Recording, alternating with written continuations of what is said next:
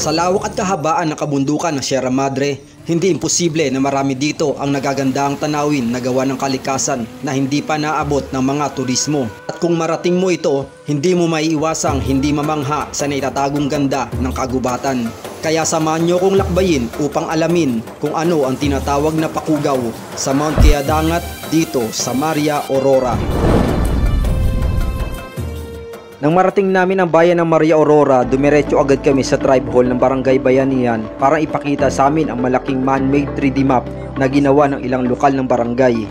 Alam nyo ba na ang halos naninirahan dito sa Barangay Bayanihan ay mula sa tribong Ilungot o Egongot na naitampok na rin natin dito sa ating channel.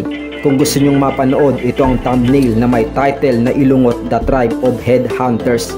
Inilagay ko na rin ang link sa description ng video ito.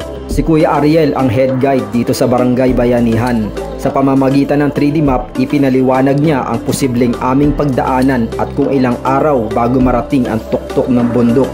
Ganon din ang mga hunting ground ng kanilang nasasakupan. Vizcaya, ito yung aming provincial boundary. Sa tansya niya, kung 2 araw lamang ang aming nakalaan para sa aming exploration, may posibilidad na hindi namin marating ang tuktok. Pag nanggaling tayo dito, baka hindi tayo rito makarating ng 1 araw. Kasi 2 days lang yung kunin nyo. Kaya na overnight. Hindi ka kaya na overnight to ah. Hindi kaya yan, malayo yan. Mga 3 days yata. Pang 3 days talaga yan sir. At kung hindi kakayanin, ang second option ay i-explore ang mga nakatagong matataas na waterfalls ng kabundukan. Kung kakayanin po natin, posibleng dito po tayo mag-camp sa unang araw natin. Dito po sa babaw ng pinakamataas na falls na yan. Ilang kilometro po ito ba? Mula rito sir, ikaw dati siguro po nasa 5 kilometro po. Hindi lang po namin masyadong nalagyan talaga kung gano'ng kalayo. Kung bang hindi pa sapat yung layo ko yan? Opo, hindi pa talaga. Tayo pa lang ang unang akal yan. Tayo pa lang yung gagawa. Hindi kami nagtagal sa tribe hall at dumiretso na kami sa jump off kung saan mapupuntahan ang isang nakaka-relax na resort, ang Tatamunding Farm Resort. Itong jump off ng Mount Kiadangat ay same lang doon sa naging jump off din namin sa Mount Pamasamasan. So 8:50 AM kami nakarating dito sa jump off. So nagpe-prepare na kami ng mga dadali namin paakyat ng bundok. Gaya ng dati, bago tayo nagsalis, nagdasal tayo. Magdadasal ulit si Sir Rafi para yung kalakasan patuloy sa binibigay ni Lord. Lord, maraming pong salamat sa umagang ito. At kami po ay salamat sa kita ng aming mga kaibigan, kapatid na 9:20 AM nag-start na yung trekking namin. Batay sa 3D map ayon kay Kuya Ariel, halos ilog ang aming daraanan, kaya bilangin natin kung ilang ilog ang ating tatawirin. Yung first river crossing na tinawid namin, so dito sa kanan yung papuntang Mount Pamasamasan na dating inakyat namin. So ngayon, ito naman sa left side yung papunta sa akitin namin na Mount Kiadangat. So after do sa second river crossing, meron ditong mga ilang bahay.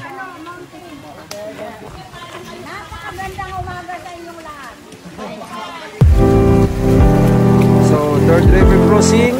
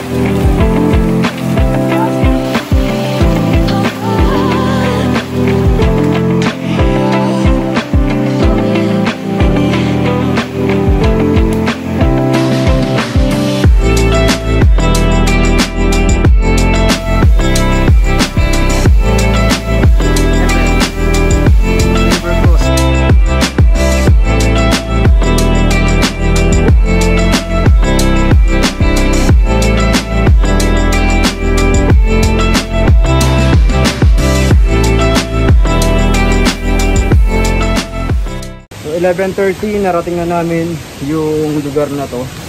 At dito kami manananghalian. Kita na dito yung napakagandang falls sa likod ng bato. Merong falls doon.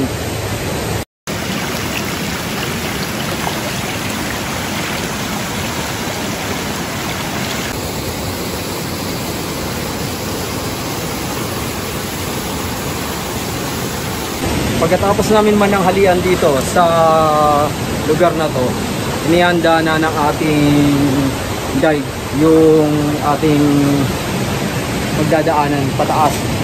So naglagay sila ng kahoy para tapakan paakyat dito. Pagkatapos namin mananghalian, hindi namin pinalampas na di maligo sa ganitong kalinaw at kalinis na ilog bago ituloy ang paglalakbay. Nasa halos mag-iisang oras din kami nagpahinga bago namin itinuloy ang pang-12 pagtawid ng ilog.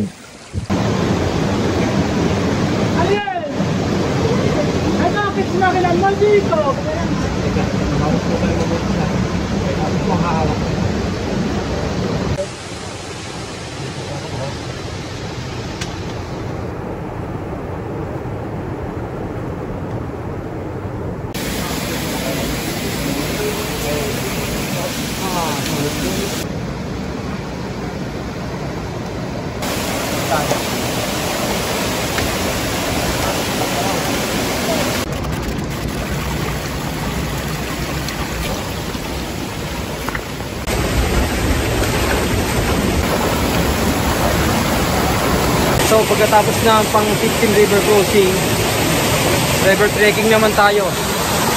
Ito yung paglalakaran natin. Yes, the best class.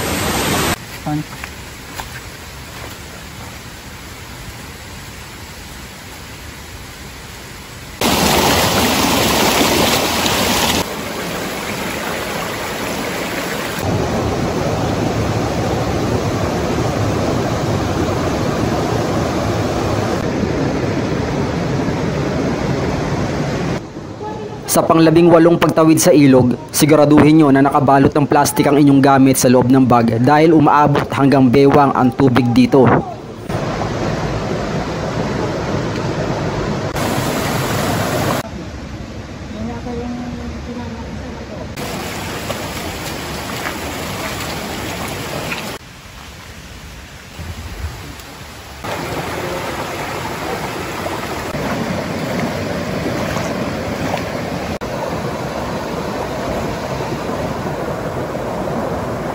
Pagkatapos ng pang-22 pagtawid sa ilog, nagpahinga ulit kami habang naliligo sa ilog.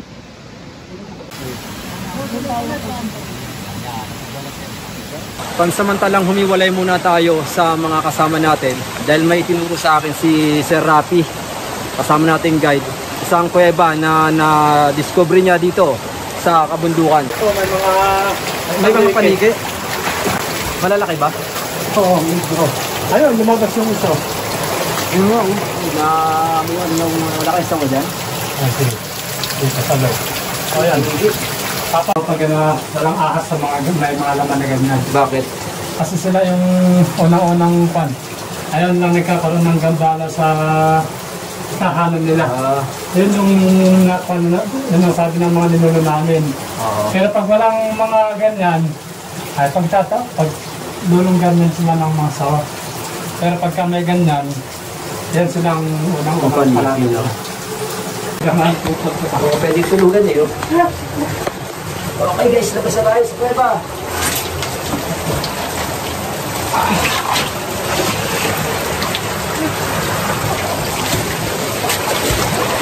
Piyo namin. Kailan nyo nalaman to? Na may kuweba dito? O, parang wala lang. Oo nga eh. Kaya nung nakita kong may lumipad kasing paniki, Panigyan lumabas. sabi ko, baka Pagkatapos sa kuweba, naabutan ko ang aking mga kasama na nagpapahinga. Napansin ko agad ang mababang waterfalls sa tapat nila dahil mas malawak ito kaysa sa mga nauna. Medyo tumagal din kami dito upang maligo Dahil may kalaliman ng ilog, napakasarap mag-dive dito. Kaya yon, para kami mga batang naglalaro. Sa gilid nito kinakailangan umakyat para sa mga susunod pang tatahakin. At ito na rin ang aming pang 23 pagtawid sa ilog.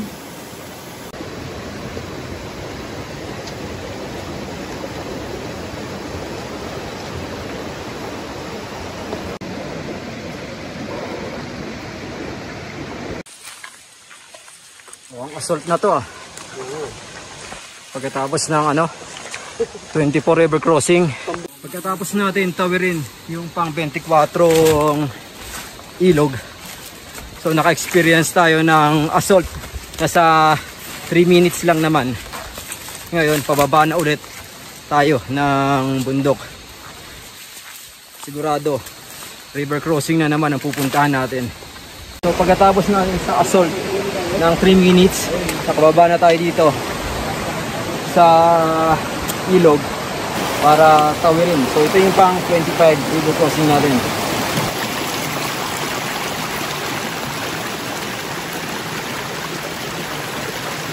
Pagkatapos natin tawirin yung pang 25 river crossing, ito na, nakabungad na isang matinding paahon. Wala pa naman 1 minuto na maakyat natin itong paahon, nandito na tayo sa patag. Buti na lang hindi ganun katagal yung ahonan. Pagkaahon ng halos 1 minuto, sa kanan pababa ay nandun na ang aming pagtatayuan ng campsite. Guys, mula doon sa jump off, pagkatapos ng mga ilang river crossing, river trekking, at last 5:30, narating na namin itong campsite.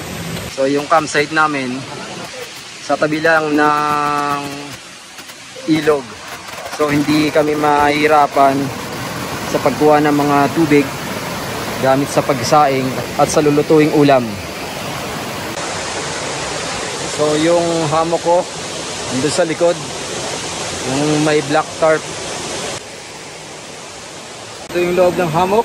Tapos na ang installation. Dito yung thermal blanket, yung ilaw. Ito natin sasabit. Malapit lang sa campsite ang isa sa mataas na waterfalls, kaya pinuntahan ko bago pa lumubog ang araw. Mula dun sa campsite, 3 minuto lang ay mararating na natin itong Pakugaw Waterfalls.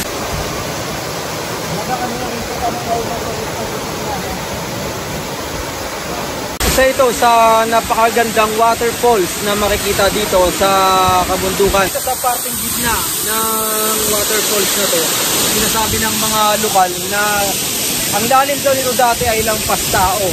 So nagkaroon lang ng landslide mula dito sa kabundukan, kaya naipon yung mga lupa rito.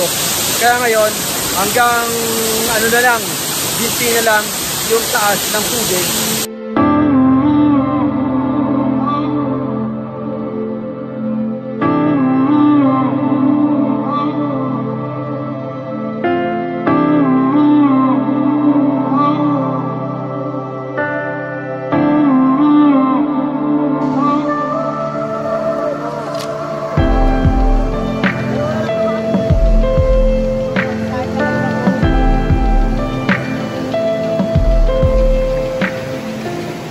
Kinabukasan, desidido na ang grupo na hindi ituloy akitin ang tuktok ng bundok. Dahil bukod sa malayo pa kami, ay kakapusin na rin ang aming dalang pagkain. Kaya ang pangalawang plano, puntahan ang matataas na Pakugaw Falls. Sinimulan namin yung pag-akyat papunta doon sa mga susunod pa mga waterfalls. So mula doon sa campsite, mula dito, kitang-kita na ang matatarik na pagdadaanan namin bago namin marating yung mga susunod na waterfalls.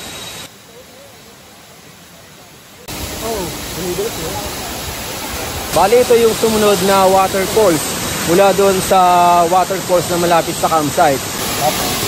Kung hindi rin biro yung pag-akyat bago marating yung falls na to, ganon din sa pagbaba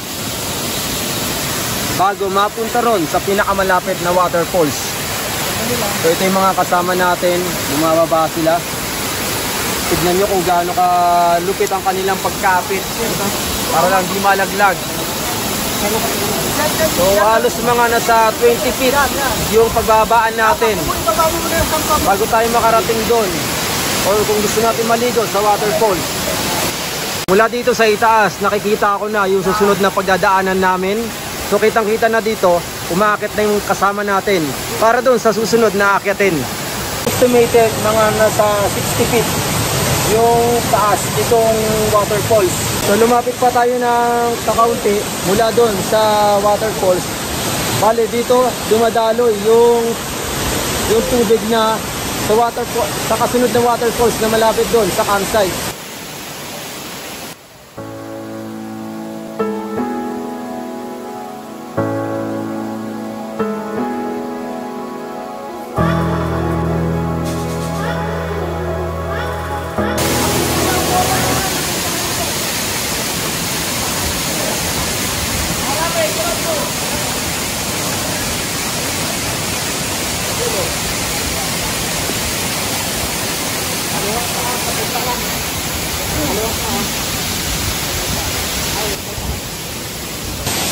Kailangan namin gumamit ng lubid paakyat dito sa mga susunod pa na waterfall sa itaas. So yung pangalawang waterfalls, mas kitang kita yung ganda niya sa pag-akyat namin dito sa itaas ng bahagi. So makikita mo yung tubig, yung pagsirit ng tubig mula doon sa butas ng bato na nagagaling doon sa butas ng bato. Pagkatapos natin maakyat yung isang mataas na waterfall, ito naman ang bubungad sa atin.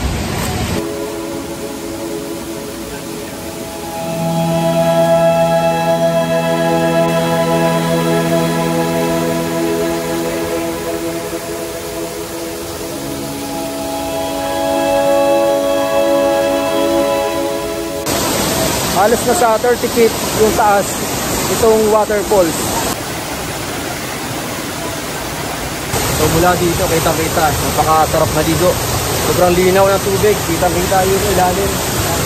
So sa part ng waterfalls na to, may nakita tayong ahas. So tignan natin yung nakitang ahas ng mga kasama natin. Isang maliit na sawa ang aming nakita na halos malapit lang sa aming pag-aakyatan.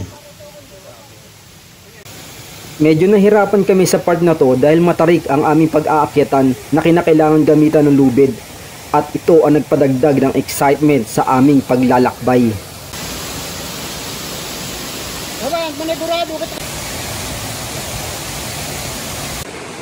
Pagdating sa itaas, mas mamamangha ka sa paligid ng kagubatan dahil para itong isang kakaiba at mahiwagang lugar na gaya ng napapanood natin sa pelikula.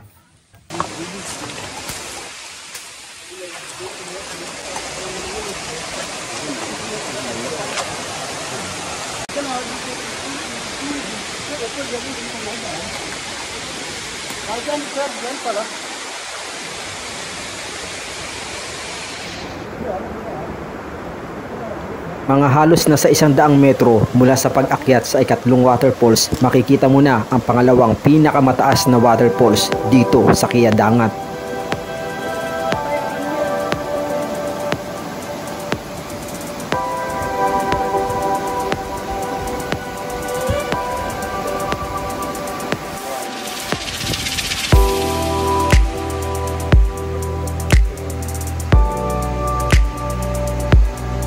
Halos 2 oras mula dun sa campsite bago natin marating itong waterfalls.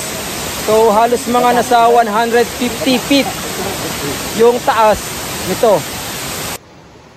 Mula sa pangalawang pinakamataas na waterfalls, mga 2 minuto lang mararating na ang pinakamataas na Pakugaw Falls dito sa Mount Kiyadangat o Mount Kaadangan. Sabi sa ganda! Sulit na sulit yung mga pinagdaanan nating pagod sa pag-akyat, sa mga waterfalls, sa mga pinagdaanan natin mga river trekking and crossing.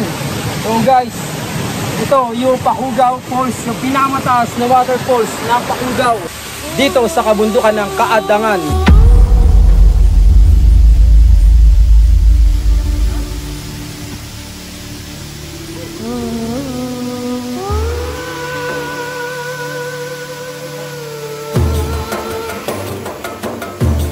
Ang Pakugaw ay isang anyong tubig na nagmumula sa kabundukan ng Sierra Madre at dumadaloy patungo sa ilang bayan na nasasakop ng probinsya ng Nueva Vizcaya at Aurora. Sa bundok ng Kiyadangat kung saan isa sa pinagdadaluyan ng Pakugaw, napakahalaga ang katubigang ito para sa ating mga kababayang binubuo ng tribong Ilonggo. Hindi lang dahil ang tubig ay mahalagang kailangan sa pang-araw-araw na pamumuhay, kundi dahil ang mga talon, ilog at sapa na naihulma ng katubigan ng Pakugaw hanggang sa maging mapang-akit na tanawin ng kalikasan. Ito ay naging bahagi na rin ng kanilang kasaysayan, kaya tinuturing na rin nila itong sagradong lugar na dapat rin nating pahalagahan.